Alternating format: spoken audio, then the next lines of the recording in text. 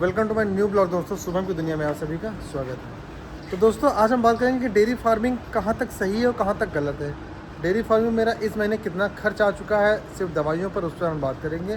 बीमारियों पर बात करेंगे और साफ़ सफाई को लेकर बात करेंगे, जो कि मैं करता रहता हूँ तभी बीमारी आ जाती है। मैं आपको दिखा दूँ तो सबसे पहले मैं बताऊँ आपको, तो मैं आपको पता है डेयरी फार्म पर काफ़ी सफाई रखता हूँ हमेशा, परमानेंट। आप देख सकते हो पूरी सफाई अभी भी प्रॉपर है। दिन में 2-3 बार सफाई करता हूँ, मैट की, गाय के थनों की, गाय को नहलाता हूँ, सब आप देखो। उसके बावजूद पिछले मैं 1 हफ्ते से सिर्फ और सिर्फ क्या मेरे पास प्रॉब्लम आ रही, बीमारी थनैला, जो कि इनसे काफ़ी ज़्यादा मैं परेशान हो चुका हूँ। और ये देखो सभी डेयरी फार्मर के पास ये समस्या आती है। चूने का छिड़काव मैं प्रॉपर करता रहता हूँ, देखो जैसे अभी भी हो रहा है। और आपको जितना ही वाइट वाइट दिख रहा है मैट पे, सब चूना ही है, ठीक है। तो इतना बचाने की कोशिश करता हूँ तभी पर बीमारी आ जाती है। तो मेरा कहने का मतलब ये है कि कितनी भी साफ़ सफाई कर लो, कितना भी कोशिश कर लो, कुछ भी कर लो, बीमारी आने वाली होगी तो आएगी ज़रूर, कुछ भी आप कर लो। तो इससे थोड़ा डिमोटिवेट हो जाता हूँ कि यार इतनी सफाई करने के बावजूद भी हम अपनी गाय को सेफ नहीं रख पा रहे हैं इन थनैला ऐसी घातक बीमारियों से। अभी मेरी एक गाय को थनैला हुआ था, अभी दूसरी को हो गया, और अच्छा खासा दवाइयों का खर्चा भी आ चुका है।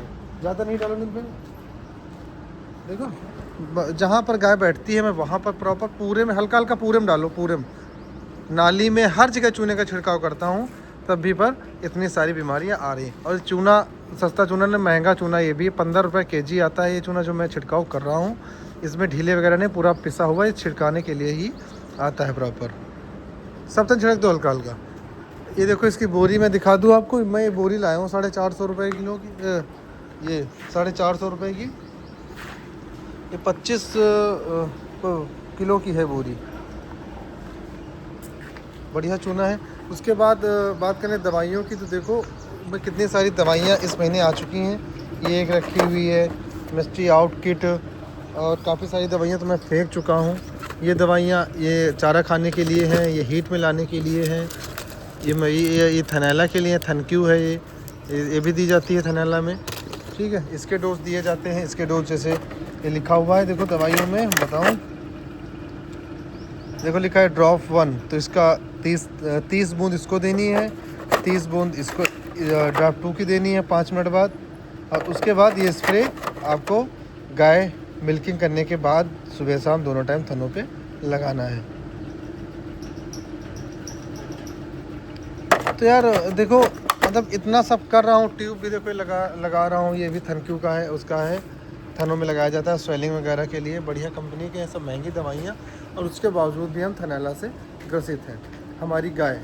तो बात करते हैं, देखो लगभग अगर देखा जाए तो 5 से 6 हज़ार रुपये मेरा 2 गायों पर थनैला में लग चुका है। महंगी दवाइयाँ लग रही हैं, कंपनी की दवाइयाँ हैं, इसलिए मेरा ज़्यादा लग रहा है खर्चा। तो ये आप लोगों के साथ भी होगा अगर आप डेयरी फार्म करना चाहते हैं। एचएफ गाय में सबसे बड़ी प्रॉब्लम अगर आती है तो यही आती है कि इनमें बीमारी बहुत जल्दी आ जाती हैं, और ये अपने आप को उतना संभाल नहीं पाती हैं क्योंकि इनकी इम्यूनिटी पावर कमज़ोर होती है। इसीलिए मैं कहता हूँ कि अगर आप डेयरी फार्मिंग कर रहे हैं तो सोच समझ कर करें, सारी चीज़ों को देख लें, जाँच परख लें, बीमारियों के बारे में नॉलेज कर लें। मुझे हर बीमारी के बारे में नॉलेज है कि कब कौन सी बीमारी कौन से लक्षण है, उसके बावजूद भी मैं झेल गया हूँ। क्योंकि इनकी इम्यूनिटी पावर बहुत कमज़ोर है। इतनी साफ़ सफाई रखने के बावजूद अगर मैं झेल रहा हूँ तो आप लोग समझ लो कि अभी जब बरसात आएगी तब कितनी दिक्कत होगी, क्योंकि बरसात में बीमारियाँ बहुत ज़्यादा आती हैं, उनको रोकना बहुत ही मुश्किल हो जाता है। तो अभी तो बरसात नहीं, भी ठंडा मौसम, उतना ना गर्मी है ना ठंडा है, तभी पर पंखे हमारे प्रॉपर चलते रहते हैं। देखो जनरेटर से, तो जनरेटर है, जनरेटर से नहीं तो जिससे सौर ऊर्जा जिससे चलना होता चलता है, लेकिन चलते रहते हैं परमानेंट। फॉगर वगैरह लग जाएगा, लेकिन तब भी पर अगर हम बीमारियों से इनको नहीं बचा पा रहे हैं तो मान लो कि हम डेयरी फार्म अच्छे से रोटेट नहीं कर पा रहे हैं। ये एक सबसे बड़ी समस्या है सभी डेयरी फार्मरों के सामने।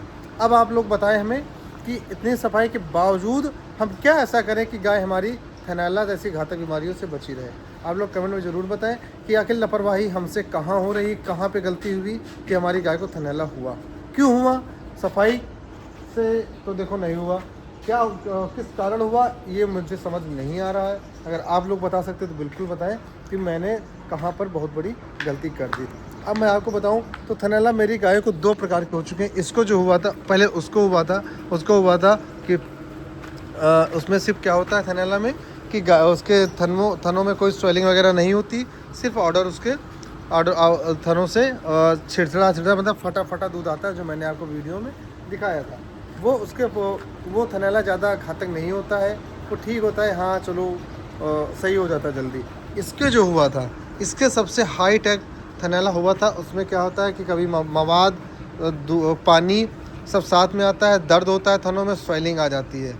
ये थनैला का एक बहुत बड़ा लक्षण है, जो कि थनैला इतनी जल्दी ठीक नहीं होता, और इसमें गाय का दूध हमेशा के लिए 2-3 लीटर कम हो जाता है। और जब तक दवाइयाँ चलती हैं तब तक दूध तो काफ़ी कम रहता है, उसके बाद धीरे धीरे दूध कवर होता है। तो मतलब कि 2 प्रकार के थनैला होते, 7-8 प्रकार के हैं।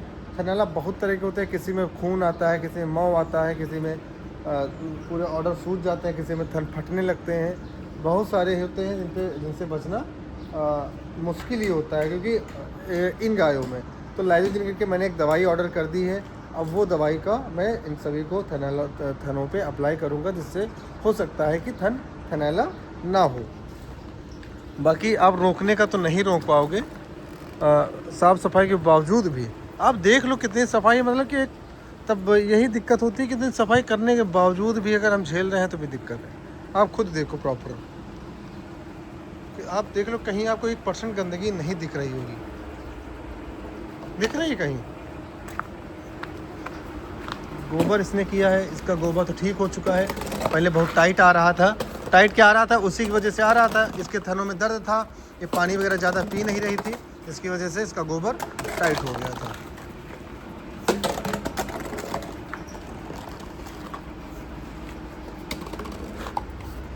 और एक चीज़ मैं आपको बता दूं, थनैला अगर है तो आपकी गाय हमेशा सूखे में बैठी होनी चाहिए, गीले में नहीं। अगर जो आपकी गाय गीला है बार बार तो दिक्कत ज़्यादा करता है। तो मेरा कहने का मतलब यही है कि डेयरी फार्मिंग करो, सोच समझ कर करो। अगर आप इन सब समस्याओं को हल्के में ले सकते हैं तो फिर करो, अन्यथा आप भी डिमोटिवेट होकर डेयरी फार्म ड्रॉप कर सकते हैं। तो ड्रॉप तो नहीं करना है, स्टार्टिंग है तो हो सकता है ज़्यादा रख रखाव में कोई कहीं दिक्कत आ रही हो। मुझे अभी समझ में नहीं आया कि कहाँ पे एक्चुअली दिक्कत है प्रॉपर, जिससे मैं समझ नहीं पा रहा हूँ। और क्या प्रॉब्लम, क्या सल्यूशन है इसका, जिससे हमारी अपनी गाय को मैं थनैला से या फिर सभी बीमारियों से बचा सकता हूँ। अभी देखो गर्मी आ रही, बरसात आ रही है, अभी LMP, MOP, FMD, मतलब इतनी तरह की बीमारियाँ आएंगी, उनसे मैं कैसे बचूँगा? सबसे बड़ी बात तो ये है। टीका वगैरह तो लगवाऊँगा ही, टीका लगेगा, सारी चीज़ें होंगी।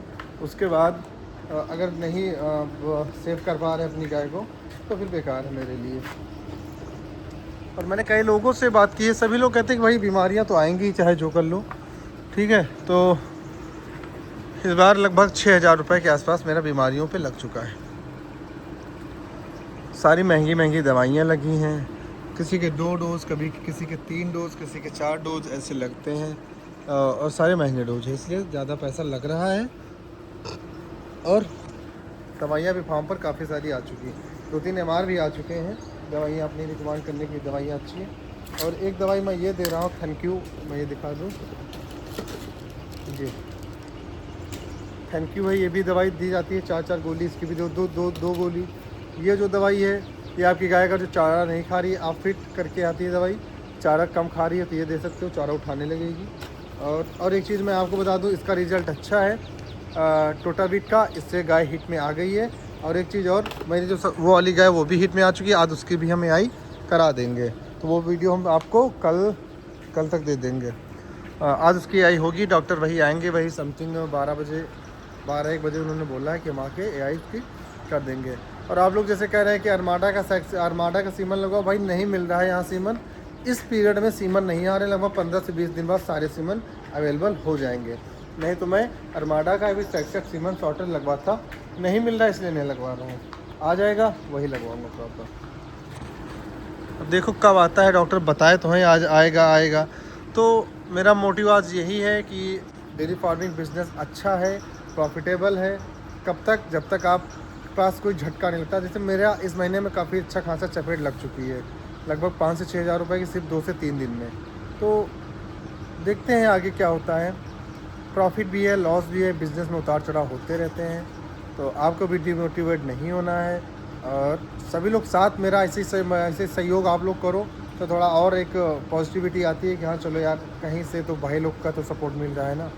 तो सबसे बड़ी दिक्कत यही है कि यार अगर हर जगह से आदमी निराश होगा तो दिक्कत आती है।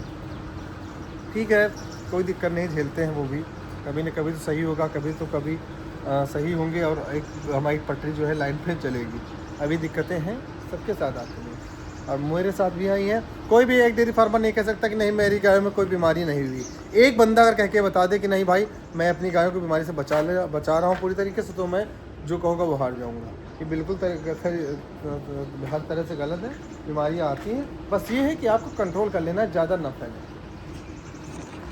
तो ठीक है, यही ब्लॉग को समाप्त करते हैं। ज़्यादा मेरे भी जुकाम में बोलने का मन ज़्यादा हो नहीं रहा है और थोड़ा इनकी वजह से डिमोटिवेट हूँ। बाकी और कोई दिक्कत नहीं है।